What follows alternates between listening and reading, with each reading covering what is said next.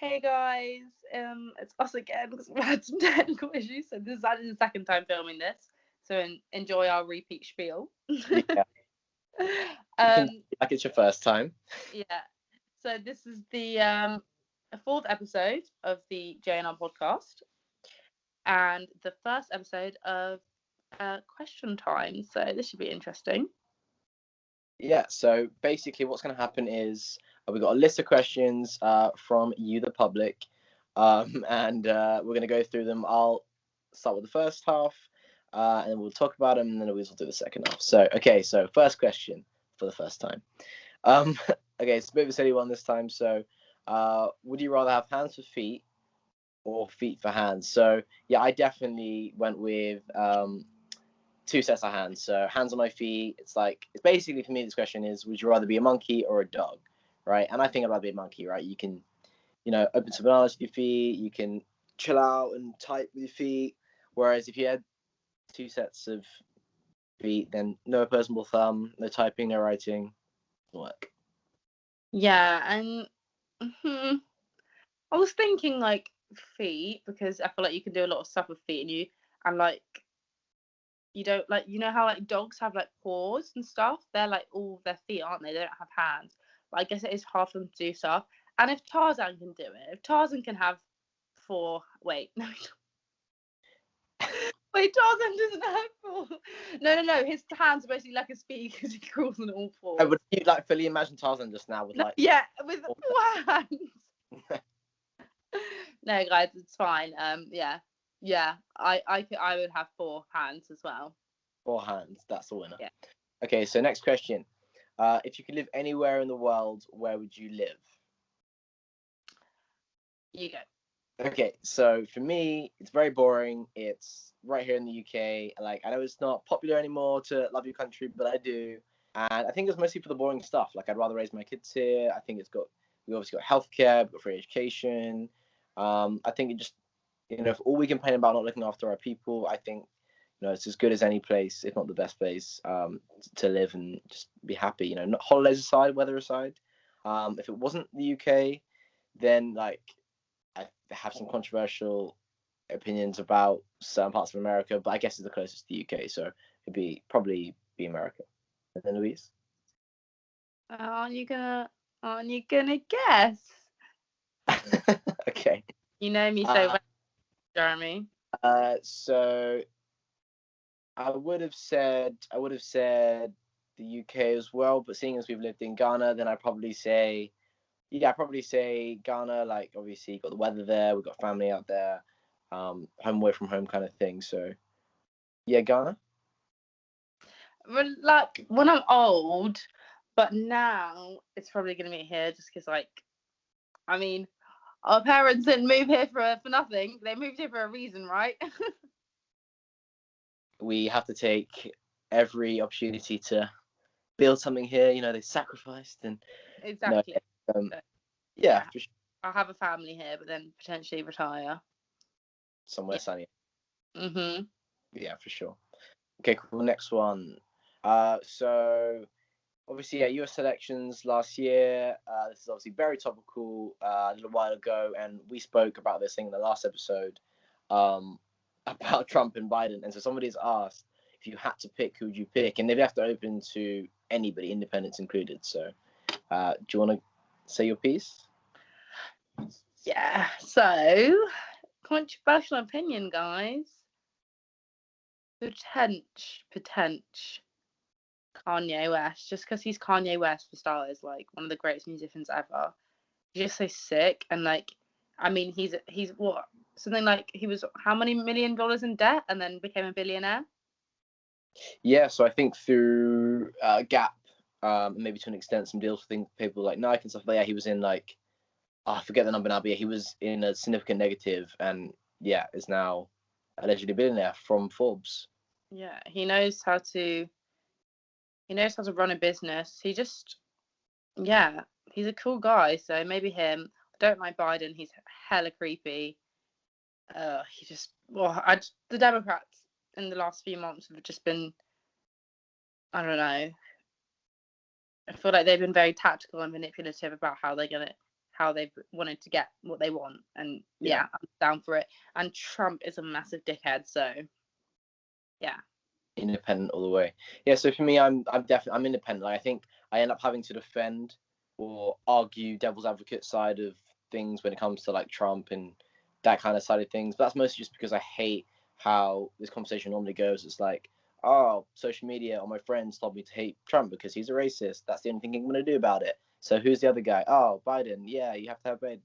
And it's just so dumb. And it's just like, that's why I always play devil's advocate to get people thinking. But yeah, I'm definitely an independent. And it is not lost on me how much of an arsehole Trump can be and his downfalls. Like you say, Biden, I hate the identity politics that comes along with it. Like, no policies, just I'm not racist, even though I definitely am, and blah, blah, blah. So I think, yeah, for me, it would just come down to, like, if I was living in that country, like, my family, what's best for me and my family, like, the state I'm in, the policies, the actual policies, not just, like, random stuff about social media, be like, what they're going to do about healthcare and education, blah, blah, blah. And like you were saying about Kanye, I just think I think if you get him sat down, maybe with some medicine and just so he could concentrate, you could get some real genius going, and it would just be another refreshing thing. Like, yeah, young, black, but also with his own set of values as well. That would appeal. I think he has some appeals for both sides genuinely, and like you say, he's got an organizational side to him. Again, once you sit him down and channel that, and maybe put the cameras away while he's working. And he could have a lot there. But for me, number one would be Yang. He wanted to bring in universal income. This is for all. So it's basically, I think, the best challenge to like COVID, and then employment from that, and automation when the robots take over, taking everyone's jobs and things. I think right now money is always going to be the biggest issue for crime and division and inequality and stuff like that. And I just think people think it's free money, but I think it's just the best basis to go off. No one's starving, everything else. So I think, yeah, anything for universal income is the way to go. Cool. So next one, what are your favorite podcasts? And what made you decide to start the Jn'L podcast? So for me, definitely Joe Rogan. Thanks, Alex Bradbury, for that one, because I was that one. Yeah, good question. Yeah, so for me, it's definitely Joe Rogan podcast. I just love how, like, I was listening to something earlier today where he was speaking about how it all started, and it's just like, I didn't market it, I didn't push it, I didn't pander to this, that, and the other. It was just like me shooting shit with my friends, and it became organic. And me and we spoke about this obviously earlier, the first time around, and spoke about how relatability was the biggest thing, and how it's like you can go there knowing that they've got a fact checker.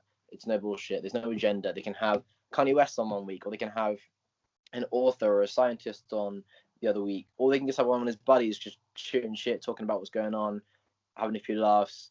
Everyone's obviously seen Elon Musk smoking weed one on there. Like, it's just so relatable, so normal for things that aren't relatable and are interesting, and it makes access to all this stuff so cool. And I love that, and I'd love to be able to do that. And I think when we did our calls, me, Louise, and to my family, and if you saw our show in the summer about Black Lives Matter and everything that's going on, I just love having that open format where we weren't overly sensitive, but we were well read into the topics, and we were able to say what we want, give different opinions. I just found that so freeing and interesting. And yeah, this is the kind of thing that me and Louise do on a regular basis, just on the phone, like, hey, what's up, turns into a deep dive call about politics, social stuff, whatever. And we just think that we enjoy just saying this stuff, and we'd be robbing everyone not to eventually have turned it into some sort of show, because as you can see, there is a lot there. But yeah, and Louise, how about you? What's my favorite podcast? So it is, in fact, the Receipts podcast, which is basically the only podcast I listen to, and it's just hilarious. Like, I was going through such a rough time last year, and like, honestly, every time they spoke, I was just like, yes, that's me. I'm going through that. And they just basically give you advice, and it was just such good advice. So like, I just loved the way they formatted it. It just brought a smile to my face. So I thought I like it. It definitely influenced this podcast as well, and the way we've set this out. And it's just really got my attention. And what made me decide to do one? Well, Jeremy kindly asked me, and I couldn't really refuse, could I? Yeah. It's something I definitely was born to do. I don't know if that's quite Yeah, no, definitely. You like, I was born to be a podcaster, guys. yeah, exactly. I feel like if you have opinions and you can have opinions about a whole range of stuff, but you know a lot about it, a little about it. I think it's always nice to see people like working through the actual stuff. Yeah. Okay. So next one. Okay. So this weirdly was a weirdly specific block question from our mum of all people. We're not going to say who everyone who did one, but we thought that was a funny source of this one, and we actually cut this down to make it a short question. So it's, what if your friend's boyfriend or girlfriend was coming on to you, what would you do? So like it's your best buddy, their girlfriend at a party or whatever is coming on to you. Would you tell them? What would you do? So for me, like I could not harbor a lie or a secret. It would make me just uncomfortable, ill, whatever else. So I could not do that. So yeah, I definitely have to tell them. And yeah, I mean, we spoke about this earlier as well, and we just had some good points about like so what you'd be saving the friend from, even if you. Yeah, you can't really let your friend be going out with someone who's definitely a cheater, because if they're coming to you, do not think that it's just you. You're special. That you're not. They don't love you. That's a lie. They've definitely been coming on to other girls.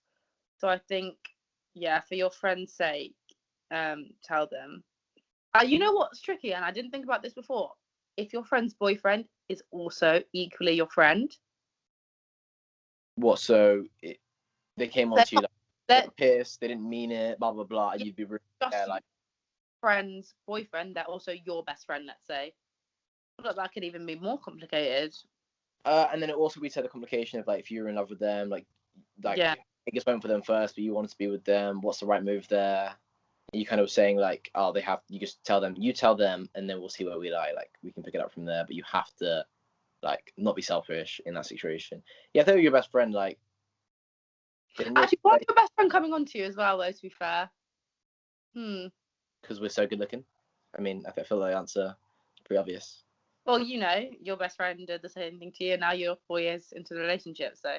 Yeah, exactly. So, yeah, I think, yeah, it seems sticky, especially if, like we were saying, how scary would it be if they just said, like, no, they're lying, like, they come on to me, what are you talking about? And then you lose a best friend and a friend. But if that friend didn't believe you, then fuck them. Okay, cool. So, next question. Have you seen that meme? What meme? she's like this this is African lady, and she's getting interviewed, and they ask her a question she does not want to answer. Basically, she's like, "Oh well, and special." So, and the next question. What have you learned most? What's the biggest lesson you've taken away from this pandemic? For me, yeah, it was definitely. I think it was such a good opportunity for a lot of people. Although obviously it's not been good on the whole, but good opportunity for most people to really see what's important to them and important in life. Like obviously, loads of people were working and are now out of employment or changed career. Myself being included in that. Like, I think being in a 9 to 5, just thinking like this is what I'm supposed to be doing. I'm earning money. But you never really check yourself to say like, am I happy? Is this where I want to be? For me personally, like I luckily had a good stable job throughout lockdown. I was so grateful for that. But I was on furlough for a couple of weeks to a month, and that gave me the opportunity where I actually reapplied and completely changed career path. So I'm doing now, and I feel like because maybe it's because you're spending more time at home, maybe it's because you feel so much better now that you're not waking up when you're waking up, whatever it is. Maybe she picks up a hobby, whatever it is. It's put other things into focus and given us perspective, and for me that allowed me, as I say, to make this career change finally. And so I think it's really helped, realize like, oh, take stop and see what actually makes you happy. You don't have to live this way, and that's been the biggest lesson. And how about you? Yeah, definitely just like appreciate what you have. I just feel like, yeah, I feel like lockdown was actually really good for me in terms of like going home, being with my family, as you know, and people who listen to this know I had a shit time going through stuff, and I wasn't like I wasn't listening to myself. I was kind of bury it down because I had to be like fun, happy-go-lucky Louise at uni, like live this life that I couldn't really, actually think about how upset I was or how I was feeling. And so yeah, lockdown definitely gave me the space to just be like, no, Louise. You figure out what you want, what makes you happy. Yeah, just figuring out myself. Like, I mean, yeah, it gave me the perfect opportunity, especially because I'm so young as well. Like, I feel like I definitely needed this. Like, your 20s are about figuring out your life. So, yeah.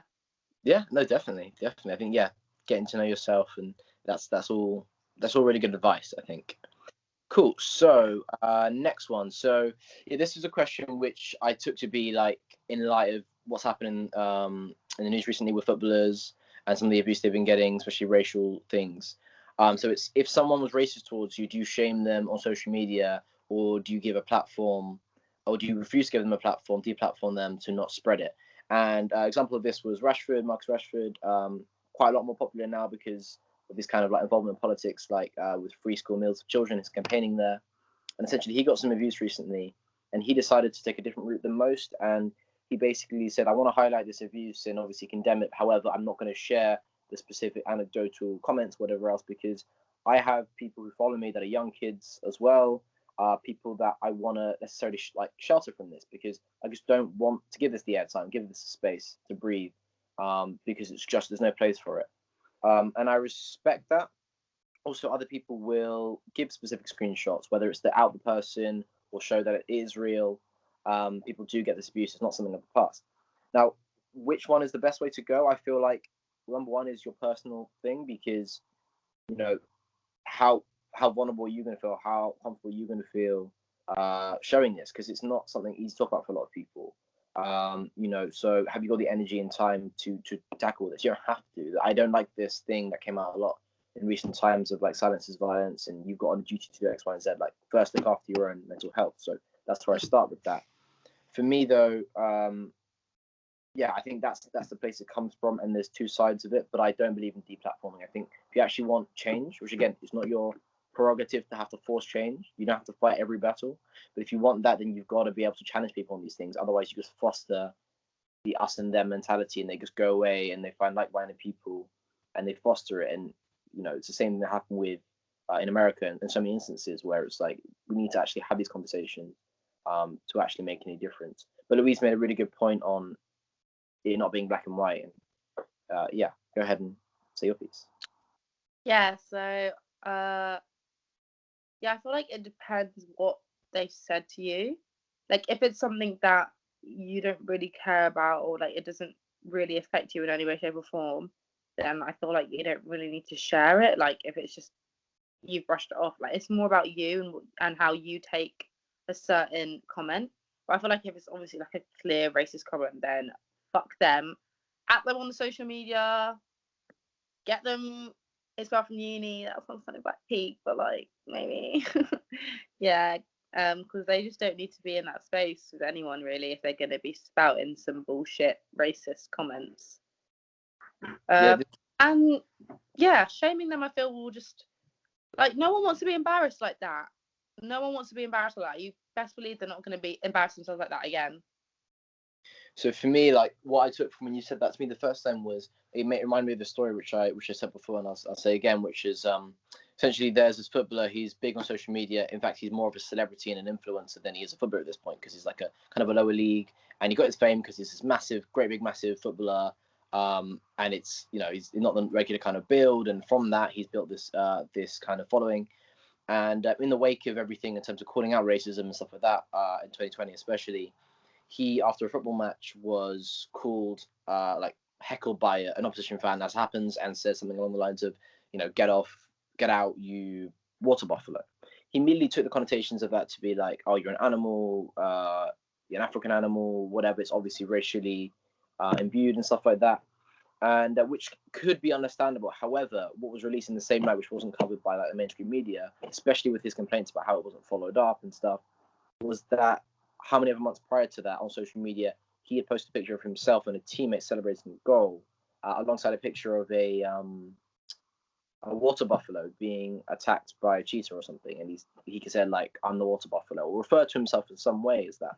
And I feel like it goes to what you were saying about be real with yourself, what you actually think is it racism or not. And I feel like he just took an opportunity there to be like, not look, oh, maybe he's just referring to me maybe even an insult disparagingly, like it's an insult called me water buffalo, but like because I've already said myself as that, and that's like a comment for me, a nickname for me, but also heckling me as an opposition fan. No, but he decided to take it as no, it's specifically racism tied into something unrelated, and I feel like you like in this situation, yeah, we have some responsibilities to call things out, but we can also get people expelled from uni, fired, have death threats pointed towards them by calling them racist. You need to be very careful with that. It's okay to like have conversations around the nuance of racism. It doesn't have to be that overt to still be impactful. It can be, but don't just throw it out like that, because yeah, people can be have their lives destroyed for misunderstanding. Like have a conversation with them on Twitter, Instagram, whatever, to say like, why did you say that? I took that to mean this, and he could say like, no, I was just telling you to get off, but the What's Buffalo thing is because that's what people call you. You called yourself that. The misunderstanding isn't there. It's a conversation. And I feel like that's a better way to go about it rather than just cancelling everyone, because as I say, it just pushes them into hateful communities where they can foster and grow, and it can cause more issues than if you deal with it one-to-one kind of thing. And again, it's not an easy thing, and it's for the people to take that on, but just take it on the right way. Yeah, cool. So, nice little one to end off my section of the questions. Best TV shows on Netflix. Louise has a clear favourite here. Vampire Diaries, which was recently put back on Netflix last week after it was taken off for 2 months. Ridiculous. I can't even tell you the emotional trauma that caused me and my friends when we found out that it was like a countdown. It was like 10 days to the Vampire Diaries is coming off Netflix. You better like watch season 6 or whatever season you're on, or rewatch season 2 or whatever. And like my friends were like, guys, what am I gonna do? Like, I can't buy the box set, but it might have been a marketing tactic, you know. But I'm not. That's a conspiracy theory. So. But you Netflix. No, love you Netflix. Like, don't get rid of my subscription or anything. Yeah, but they've recently put it on, and now it's number 7 on Netflix. So that just goes to show how beloved how beloved that TV show is. Yeah. It's just wow, amazing. So for me, it was Black Mirror, because Black Mirror, I just think, is so good in terms of the acting is really, really good. It's not just about like, oh, Chris Hemsworth's in this, so it's just him in it without acting properly. Like Chris Hemsworth in the Black Mirror episode. No, as in it's like it might have been, but what I'm saying is like most things it's just like we have this like A-list cast and the acting secondary to that, but no, the acting's on point, the concepts are on point, the production's on point. It's the point where like you'll get the hour out of it for that episode, but you might have like a 4-hour conversation on the back of it as well. Like it's so thought provoking. I love that. Like it's there's so much thinking that goes into it. You can appreciate that, and I guess I love Black Mirror. It's so cool, and it's like futuristic in the sense that it's technology or concepts that we haven't quite like had about, but it's also like not crazy in the future. It's all like very realistic stuff, like tech that we're gonna have now, like what's it gonna mean for the world, blah blah blah. And I just love that thought-provoking kind of thing. But Louise and I both agreed that like one of our childhood programs is on there, and that should definitely have a mention, which is Avatar: The Legend of Aang. Yes, it's a cartoon, but we were saying that it's got so many things. It's got friendship. You know, we were saying what else? We were saying like love, just like a coming of age. It's a coming of age. Oh, and I recently found out that not found out, but realized that the antagonist is basically Hitler. So my historical knowledge was coming out, and I was like, whoa, what the hell? War studies in there. It's just such a layered show, and yeah, like you grew up with it. Like we started watching it as like little kids, and then we grew up with it until like we were teenagers, and it's just it's such a cool show. And I was saying earlier, like just because something's a cartoon doesn't mean it hasn't got a cool message. Like Zootopia was about like racism, I think, and stuff like that. So yeah, it's not that heavy. Don't worry, it's mostly just like cool fighting and stuff. But yeah, very cool show. Number 1 in the heart. Okay, so now Louise's going to take over reading off the questions. She's got a different section of questions for us. Okay, so would you rather win the lottery or have your dream job? Okay, so the way we kind of break this down is that we both asked each other before what would our dream jobs be, and we kind of had 3 answers. So I kind of break this down as like, would you rather have one of those 3 dream jobs, or you can't have any of those top priorities, but you can have the money? So for me, it was like kind of genius psychologist, you know, like writing books, setting up events, helping people, and yeah, being like a top psychologist basically, or like we're doing now, which is obviously going to happen, having one of the biggest podcasts Yeah, around. Just famous. it with friends, family, cool guests that you just want on. Doing that every day, like Joe Rogan does, for example, which I mentioned earlier. That'd be amazing. Or last year it was Elon Musk type thing. Like, as a kid, it was like, what do you want to be? Yeah, inventor. Like, I just want to. Oh, it's so cute. He's a billionaire now, so he clearly makes a lot of money and just do cool things. And yeah, I think all that would bring me so much happiness, more so than the lottery. For me, with the lottery though, like, and we spoke about this and we can say her piece on it. I just feel like there is so much you can do with that amount of money. Like, it doesn't just have to be a job. You can like invest in so many great causes and stuff like that. And I definitely would put away like 80% of it and not touch it until I grow that back in some way that was used for like a business or whatever else. I was saying through these earlier, like Lab Bible did this thing where they do two different people from two different sides of the story. And this case was like two lottery winners. One was old, one was younger. And the old man has such a cute story where he's a bus driver, right? And inner city bus driver. And when he won, literally that day, he was like, well, I have to drive my bus today because people need that to get to their jobs. And he got on his bus and drove. And his main takeaways was like, yeah, I get some more time with my wife and kids and do the simple things I like to do. The other guy was more like, I was on a table. The week later, I was on the table with Kanye West and Jay-Z, and I have this lifestyle, blah, blah, blah. But again, now has a really lucrative business and I think has made his money back. So there were two people with really positive stories, but I also think there's a lot of negative shit that can happen, like the lottery curse, like turning to wanting through all this money and just going too extreme and doing too many drugs or whatever else. So I feel like there's a lot of risk there, and I would definitely love one of these jobs. Louise, do you want to go and say your jobs and what you would do? Yeah, so perhaps like a famous TV presenter. Definitely working for the UN, something like Secretary General or something. That would just be so sick. And like a boss bitch, top dog lawyer, but like one that's like so ahead that I don't have to do the slogging bit. Yeah. You know, like the whole degree and everything. Like, huh? Annalise. You know How to Get Away with Murder? You seen it? Yeah, Annalise. Yeah. Downing vodka every day, getting the interns to do all the work. Oh my god, just like drinking a glass of wine and no, okay. I'm not doing it, but yeah. So probably my dream job, because I'd be earning quite a lot of money with those jobs anyway. But I do love money, and to see a briefcase full of tax-free cash would be so tempting. Yeah, you can immediately I could live my lifelong what's it called? House mom dream, witch husband dream of being a yoga instructor. You could fund your Namaste. Namaste, exactly. Cool. Okay, so next question is by you, and it's your section. Oh yeah. Well done, Jeremy. Well done.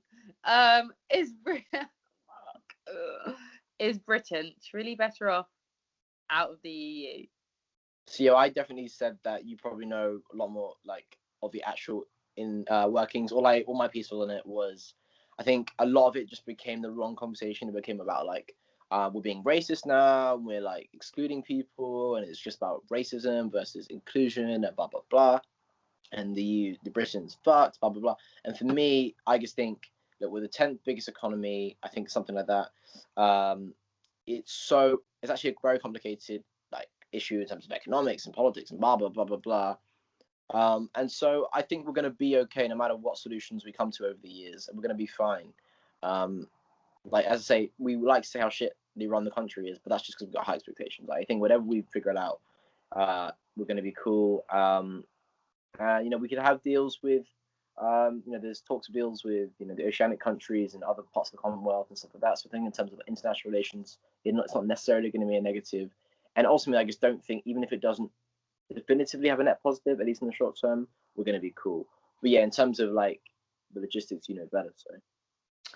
Well, I think the main thing is about money, yeah? So obviously we're giving lots of money to countries that aren't us.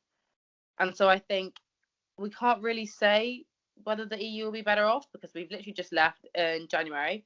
And so we can't see the returns we're making until 5, 10, 20 years into the future. Like, it's not a process of like, there you go, we're out of the EU now, or we're out of the EU, yay. Like, it's a long-term thing. I will be sad to see 3-4G go. I think they should I think they should put that back in the plan. It is really weird as well with like exchanges and stuff, like people coming to unis, grads, Erasmus, like whatever it is, like freedom of movement. I don't know. I feel like it does work. So it's a sticky one. Yeah. Because people can still get visas. It's not like it's you can't come. Exactly. Yeah, I keep saying that. So if you have a worthwhile reason, then feel free, guys.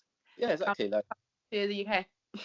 You're here, patents come legally, and you know you want to come, then it's fine. It is peak for international students though, who are now going to pay like double to come here for uni.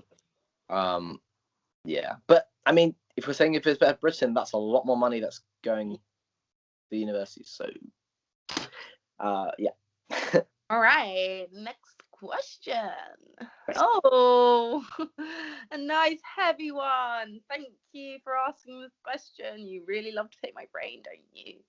So, what do you think about the state of human consciousness, and in which direction do you see it developing? And I know you're going to love this question, Jeremy, so go ahead. I definitely do. This is something that I spend so much time thinking about, like a weird amount of time thinking about. So yeah, I'm going to try and unpack it with not going a uncontrollably long rant. So basically, the way I see it is like it's very much kind of tied into this like spiritual, religious stuff, especially more in the new age of like everything's connected and love is the answer, blah blah blah. But it's like more of a pragmatic approach to that kind of stuff. So the example I would give is like if you take a box of parts that would eventually make a robot, right? You put the parts together, whatever else. It's a robot. It can now think, has consciousness like us, can plan, think, love, blah blah blah, and it's like an AI robot, right? So the comparison I would make is like, as human beings, I think we again are made up of different parts put together, where our brain is like the computer, and like a computer communicates with each other in a special design in a certain way that it like can think and do these processes like with being a robot. Our brain is in the same way, and it's just a case of like the reason why I think I'm Jeremy in my head and you're Louise in your head is because our brains are this computer that like is this one system that communicates with each other really, really quickly. Like this part of my brain communicate with this part of my brain in an instant kind of thing. And I think that's why like this seems like an isolated system. But for you, I'm communicating with you with words right now, but it's at a slower way. So it's like that's Louise, this is me, this is a table, and that's kind of like how we construct from that. But I feel like everything is connected. It's just that slow way. So like if we were able to like connect our brains, then we would feel as one person. So like there are issues of like people that share a brain that like Siamese twins or whatever, or there's a division in brain or whatever where it's like and obviously you have like split personality next, all these things where it's by the brain not communicating as well or better between two brains, it can feel like a dissolution of an ego into one person. And this definitely comes about with like certain drugs, so like ayahuasca and Shrooms. Shrooms to an extent, I think, but it's definitely it kind of falls in certain powerful psychedelics. And there's this whole thing of like, suddenly I feel like everything's connected and peace and love, and it's kind of like a hippie thing. I think for me, that's like suppressing the concentration of like thinking whatever is like I'm just me in this brain, to feeling that like connection that is there with everything, that like change of information between you and I and like everything, and that's the whole interconnected thing. And where it's going in the future, so the example I gave there was like Elon Musk. So he is bringing out this thing called Neuralink, and human trials think going to start at the end of the year. Essentially, what it is right now, it's just like a medical device. It will be implanted in your skull, and it will be to like help parts of like brain damage and stuff like that right now. But in the future, he wants it to be something that like is as common as like an iPhone, and it can allow you to like communicate seamlessly with other people, other things. And I think to an extent we kind of operate like that anyway with social media. Like we can text and make best friends with somebody across the world. We can like have the same thoughts and feelings as them about something, whatever. And it's kind of this unspoken thing through social media now because it's so much quicker. And I feel like whether it's through technology or whether it's through like this new age, like meditation, yoga, headspace stuff, we're all going to realize like we're all more connected than we realize. We're all more similar than we realize, whether that's people, animals, technology, like whatever it is, it's all just one thing. And that I hope is going to lead to, like, unlike with social media where it's almost become more individualistic, more of a collectivist approach to things, and like we're gonna all be a bit more hippie, and it's not just you and me, like we're all the same, blah blah blah, and all kind of work together a bit more as a collectivist thing. I think that's where that stuff will go. But I just think it's so cool and so interesting. And it's tied into the biggest things like religion and social stuff. But yeah, what do you think? Well, so recently, I told you this, by the way. We were sitting at home and I said, I think I'm finding God. And this is because I've been listening to a lot of spiritual music, specifically like Lauryn Hill's album. And just like, she just is perfect. I actually love her. And everything she says, I'm like, yes, I agree. Like, all her lyrics, I'm like, wow, so profound. And like, in most of her songs, she's talking about like this love of God. Like, it's her whole thing about like getting over it. Like, some songs are like about her getting over like love of people. Mm-hmm. And like, it doesn't matter because like God loves me, I love God, like he is mine. Like, it's just like loving something outside of yourself. Like, I feel like it is like a human conscious sort of like, like getting rid of that selfish desire for like, you just want to think about you. Like, it's just thinking about like everyone. But I feel like that's really difficult when we live in like such a diverse world with so many different cultures. You know how you were saying with the Neuralink, how you can be connected to someone and like in the other side of the world, how they might think like you. I feel like to a certain extent, but like I feel like culture is so ingrained in us that someone who does live half a world away, you'll never really fully connect. Maybe it's genes, maybe it's something. I feel like humans are still very different. Well, we're designed to live in smaller communities, hence like, the tribalism of like I'm British, I support this football team, or I love Lauryn Hill, or whatever. There is that like people experience that collective consciousness amongst their group, but we're designed to live in smaller groups where there are other groups that we like divide ourselves between, and it's like us and them kind of thing. And then obviously to a greater extent like us as individuals and stuff like that. But I feel like that's where we're designed. But maybe if we fundamentally think differently, we can expand that bubble as like internationally, more globally kind of, and it's like us as humans, even if it's just us humans versus animals or whatever it is, like we can maybe expand that. I don't know. As I say, we are, like you say, we are naturally we only have our own experiences, our own cultures. But I always feel like culture should not be an isolating individualistic thing. It should be about the collective. Like, kind of goes into like cultural appropriation or whatever. I feel like the reason why we love like London and New York and places like this in the world are so multicultural is because we have the option to order, like I can have Arabic food, I can have Ethiopian food, Chinese food, British food, whatever it is. I can wear, I can listen to music from all these different genres. Like, I think what makes us so special as people is that we can just like blend all this stuff together, and it's just open to be added to all the time. And culture's now become this weird thing where it's like, yeah, I don't agree with that at all. Like, no, if I want to take it and then put my spin on it and add to it, that's great. That's not like, oh, you're stealing and taking away from it. I think people are just insecure. Like, if I don't have that thing owed to me, will I be able to make it? But you will be. Mean that if it doesn't mean that it's not taking away from you. It doesn't mean it's not yours, or it doesn't take away from the originality of it. It does not. Yeah. It's not saying that, okay, like I made it. No, it's still an appreciation of where it came from. It's just. Yeah, for sure.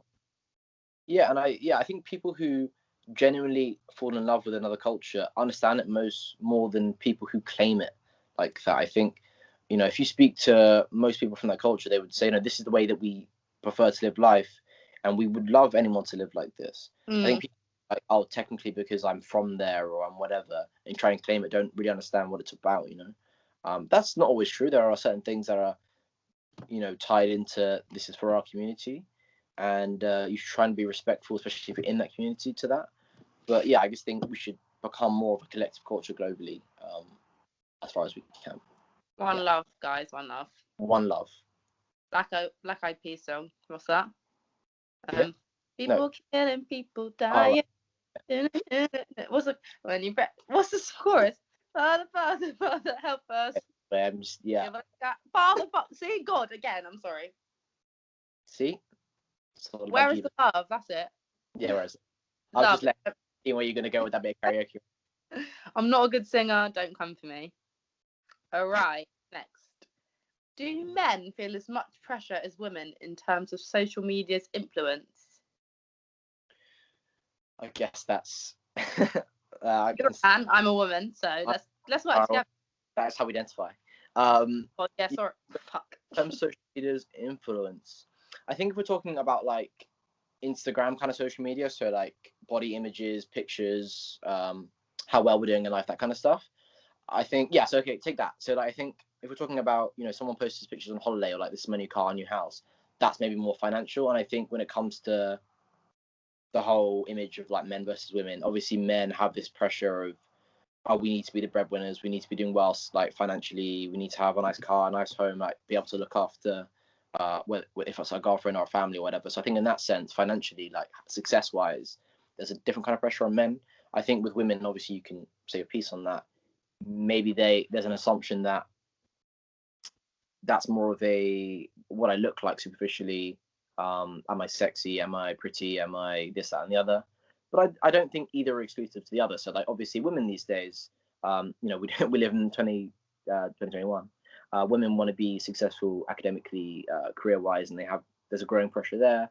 Likewise with men, I think yes, there's this beauty thing with women, like they get judged sometimes on something they can't do anything about, like their face or whatever else.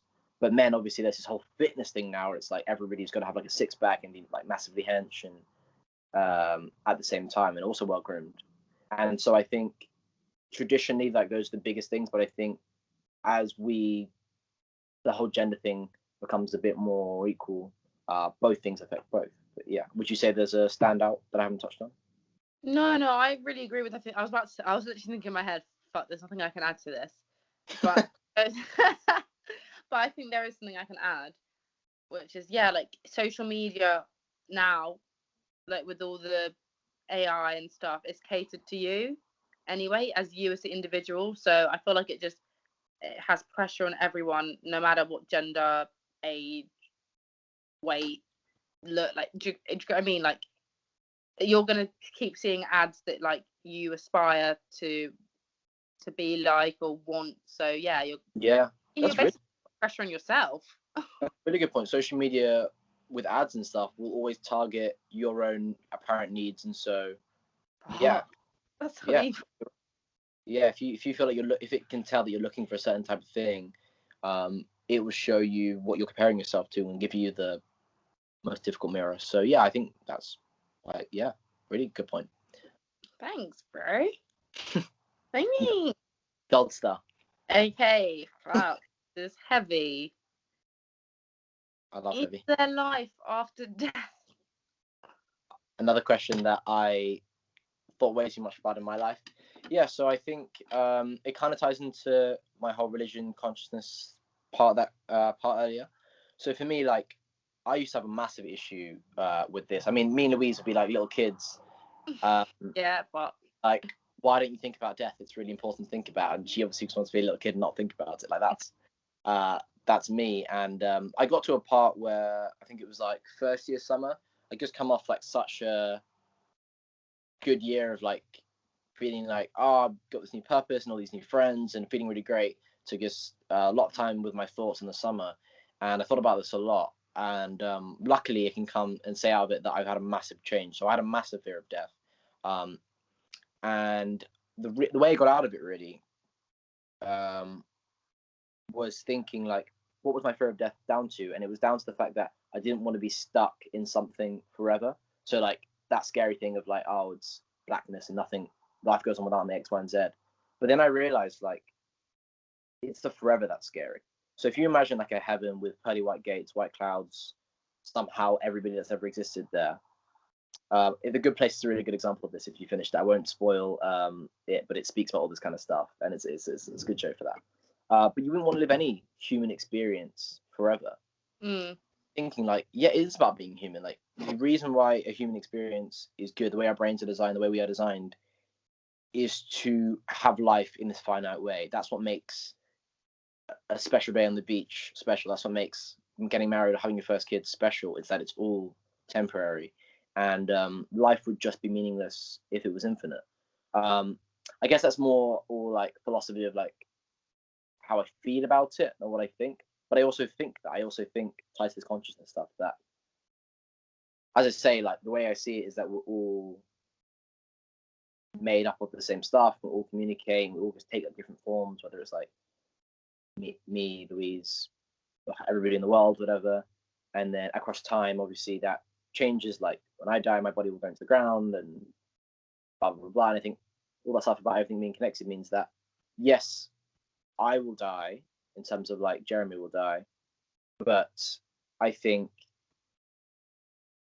my consciousness will continue because I think it'll just go into like the connection of everything.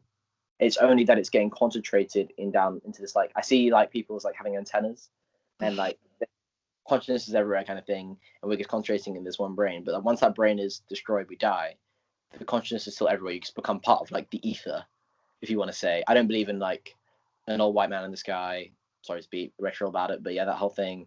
And you go up and pearly gates. I just believe that you just like more of like a Buddhist thing, like you reach nirvana, whatever you want to call it. It's like you just become part of everything.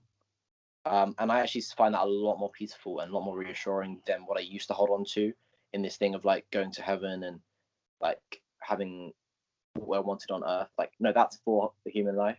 I feel like just being part of this like collective consciousness, this peace, this part of everything, I think that's what I've made my peace with, and I feel a lot better about it. I still get scared, don't worry.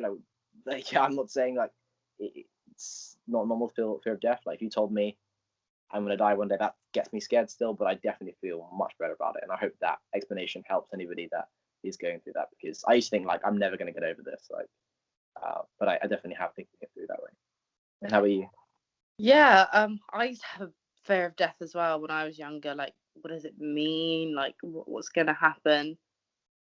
But I feel like as I've gotten older and as I've grown as a person, I just stopped caring about things that are so outside of my control. Yeah, that's definitely it, because I think I had a problem with control before, like wanting everything to just, okay, Louise, you plan this, so it has to happen this way, like this, and this. But like everyone is in charge of their own life. Like everything that happens, like I can only control how I feel or my actions to everyone. So, and death is something that I'll never, ever, ever be able to control. And so when it happens, and I won't know when it happens. Yeah. And I think that's the important thing. And is there life? I really don't think so. I think Louise, yeah, exactly. Louise will die, but my legacy will live on in my children, my family, like everyone who knows me. So yeah, that's what I think. I don't believe in the reincarnation. I don't believe in heaven. I just believe that. Yeah, I think like nothing, but you don't feel the nothing. It just is nothing. it's like what you were before you're born, that whole thing. I think you're right though. I didn't. Your memory, your ripple on the earth, what you've made a difference to, even if it's one person, a couple of however the lives you've touched, like that's your impact. And I feel like instead of seeing it as like a straight line that just stops, see it as like this is life. Forget about like kind of time, whatever, for a second. Think this is like life, and this was your little puzzle piece on that puzzle. It's like doesn't go away. Like that's what it was. It wasn't okay. We're looking at this bit of the puzzle now, but it's there. Or another cool way to think of it, CDs. Mm-hmm. If you watch a movie, like there's those little pictures around, and the CD goes round. But when you take the CD out, that little image of the first scene is still there, even when you forward past it. We're just looking at a different part now, or like different people looking at a different part. Do you know what I mean? So I think it's like maybe that. But I think just think about it, whatever way you need to think about it to get scripts with it. But you will, and be cool.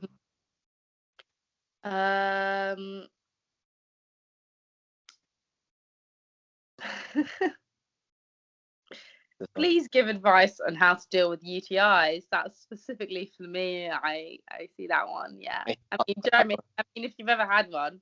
I have not. luckily. You know what? If you get a UTI,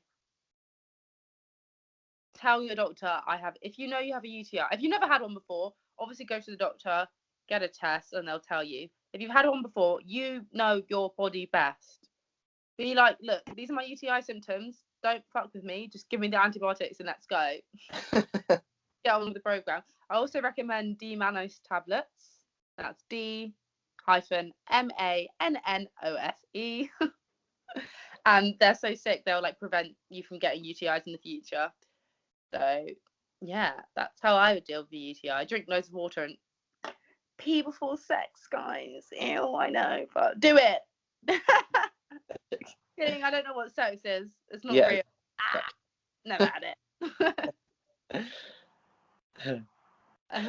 Next question. No, next question. All very adults here.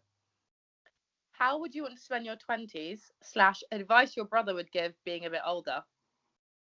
Yeah, so I actually like it's kind of something that I like think about a lot. So I don't know if everyone here's ever like read Quora, but it's just basically like a blog thing where people just give advice. Oh yeah, yeah.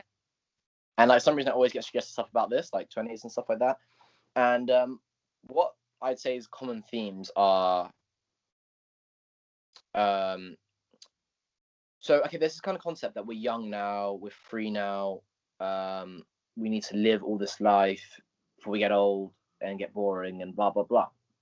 And I think the definite sentiment there is like, don't necessarily get tied down to that. Like, yes, obviously always have an approach where you are a bit more mindful and live in the moment and seize opportunities. But your 20s is a time, this isn't necessarily just from me, but this is what I've read, to work really, really hard. The reason being is because like there's this concept like, oh, I'm living at home, I'm not spending any money, I can just do whatever I want and then I'll work hard later. But the problem is if you do that, then you've like already set yourself in a bad kind of like lifestyle routine, and then by the time you're 30, it's so much more difficult to catch up.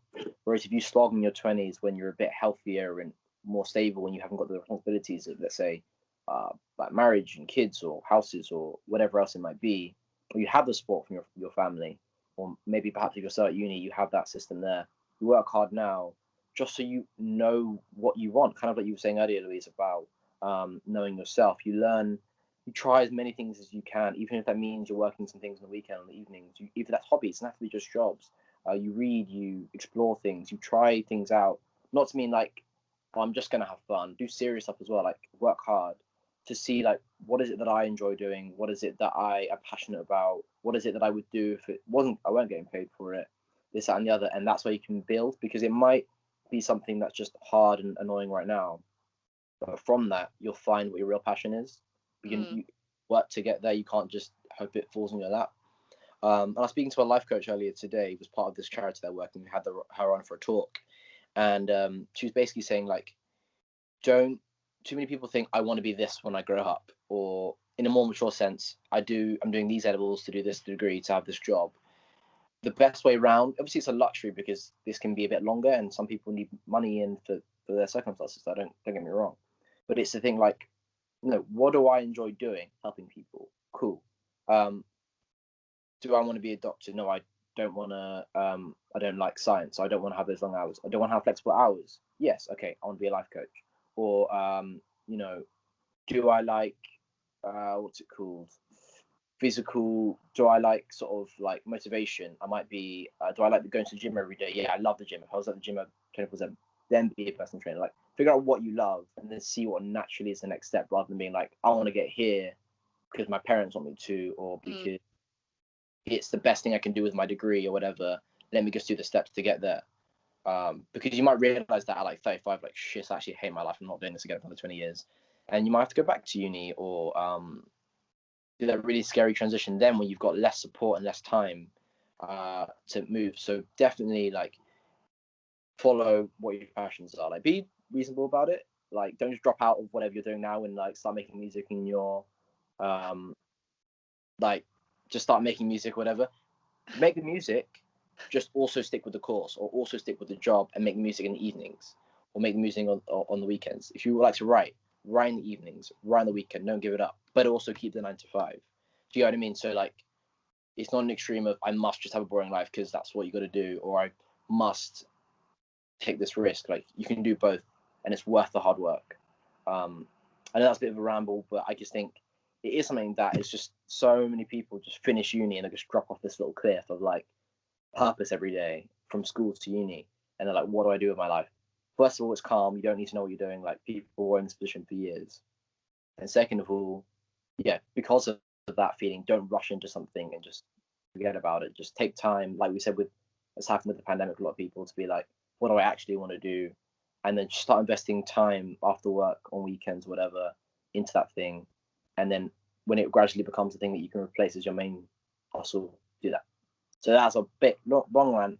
Louise, obviously you're at a different stage to me in this. You have another perspective. My 20s. Yeah, just growing more and more and more and more as a person. Like I'd hate to think that I was stuck somewhere, or like I just love the thought of gaining more and more and more knowledge. Yeah. Do you know what I mean? Yeah. I want to know everything. I don't understand people who are I really just don't understand people my age sometimes. I really think I'm a bit of like a 30-year-old living in a 20-year-old's body. Yeah, a lot of people do have that mentality where they're just gonna fuck around and are really happy in their ways, or like the classic example, like I'm a toxic person, but like I am a toxic person, so it's fine. Or like, do you get what I mean? Like, there's a lot of blame going around when you're young. Why don't you just blame yourself and figure out why Yeah. it like that? You know me, Mr. Jordan Peterson, like responsibility, biggest thing. Yeah. Like you were saying, control. Like you can only control what you do. Like something goes wrong, don't think about what Tiffany did or what my dad did, or own your shit and what you can control. Otherwise, you're just going to be sat there grumpy, blaming the world. So yeah, you definitely hit the nail on the head saying about control what you can control and don't try and control everything else. Okay, lastly, this is basically for you, but for students and young people who can't afford therapy or can't wait for like unis or GPs to get their heads out their asses, what are some tips and resources? Because I know you work for some lovely charities. Yeah, so I definitely think this is such an important thing. Right now at uni, I'm in a placement called SureMind, and basically what it does normally, a couple of things actually. So it started from a local town, and it was just basically like a support group for people. It's not people with necessarily with mental health diagnoses that maybe need professional help. It's more just anybody who would just want a conversation with somebody. Might be to do more loneliness, might just be because they just want like support group. But it was like done in rented out cafes, so it's not obviously like a meeting. It's just like you're just having a coffee with who could just be your friend, and it was just like destigmatizing that kind of thing. Now they move into this bigger national project of basically they want all kids to get mental health like teaching from the teachers. The teachers don't get it because of funding, so we also train like teachers how to do that. And now basically the project that I'm doing in my placement is getting out to uni students. Like uni students have had a really tough time over COVID. People want to just think like, oh, students clearly they're living the same way and they're just messing around and whatever. But it's so hard for them having this connectivity they used to from school and uni, and just suddenly being isolated and struggling away from home or at home, but feeling stifled, and whether that's affecting them like academically or mentally. But like you were saying, I think waiting lists are so long for students. 6 months to a year by the time whatever's you're dealing with might have had a big effect, and you might have dropped out. Whatever else might have happened to you. And also to get something diagnosable with a GP, you can get free resources through that. But like you said, it's also waiting list there. So I think I'll put the links in the description on wherever you're seeing this as well. But I think hopefully one day, keep up to my socials. One day soon, we'll be able to offer that support group. I think we're doing one next week, but we'll try and build it. So you can just speak with other uni students from my uni and just chat. Like it doesn't have to be a big daunting thing of opening up too much or anything. You can have your camera off, you can have your microphone off to start with, and just talking about normal uni stuff like what you miss, what you're struggling with. But there are more established organizations as well, like Samaritans. If you're really struggling, kind of thing, you can, you want to call in the middle of the night, because you feel like you're having a bit of a freak out, that's cool. Or you can just say like, I had a shit dinner today. I thought I wanted pizza. I had spinach. You can talk about whatever. Like, it's up to you, really. You're not wasting anybody's time. There's also mind, which is quite similar. If you're having relationship problems, maybe it's problems with like identifying sexuality. Maybe it's to do with your parents. Relate's also a good example where it's like cheap and subsidized, but with professional counselors. And yeah, so there are lots of either helplines or specific things. So you might have an eating disorder, you might have a very specific condition, and there's so many helplines out there with volunteers like myself who are partially way trained or trained in something specific that will offer free services like this. And so definitely just type into Google, you'll probably find something really useful there. And another thing I would say is if you can't call because you feel embarrassed where you live, or you don't feel comfortable on the phone, there's also what's it called? So text.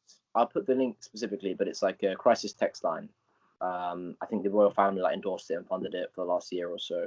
And you can just text. I work there, volunteer there as well. So you can just text on your phone and put the phone down, up and down, whatever you want. It's not something you have to sit on the phone with. So you could be in a lecture and feeling shit and just text about it. Again, it can be about we had for dinner last night, or it can be about more serious issues, and people there will just listen to you and give you more resources and more support 24 hours a day. There's so many services like that. So it is frustrating, but there are lots of services. It's brave to take that first step, but I hope anyone struggling can do that. So yeah, no, really important question, Liz. Thank you. All right, that's question time wrapped up. Huh? Is it heavy? Yeah, heavy. Oh my god, so heavy. We do heavy things, but we also like everything is laughable at the end of the day as well. Like, don't take yourself too seriously. Like, you can get heavy and then also just laugh about it, because like this podcast that randomly cancelled on us and we've had to refilm. It was. There were almost tears. My stomach sank, but it's fine. We sorted it now. We sorted it. We laughed it off. You know what? I think it's been better this time around. Yeah, agreed. Yeah. So that's another lesson. Full of wisdom today. All right. See you next week. See you next Tuesday. Oh, wait. Thanks, guys, for your questions. They were so good. Yeah, they were really good. Yeah, thank you. Yeah, this is really helpful. And we love, obviously, like, it's so much better to engage with people and get real questions, and you can see your answers. So next time will probably be hypotheticals. Louise is a social media queen, so probably be putting out things there. But if you have any hypotheticals you want us to go through throughout the first episode, hit us up on that, and yeah, we'll pick them out next time. All right. So have a good week. Okay, you too. Bye.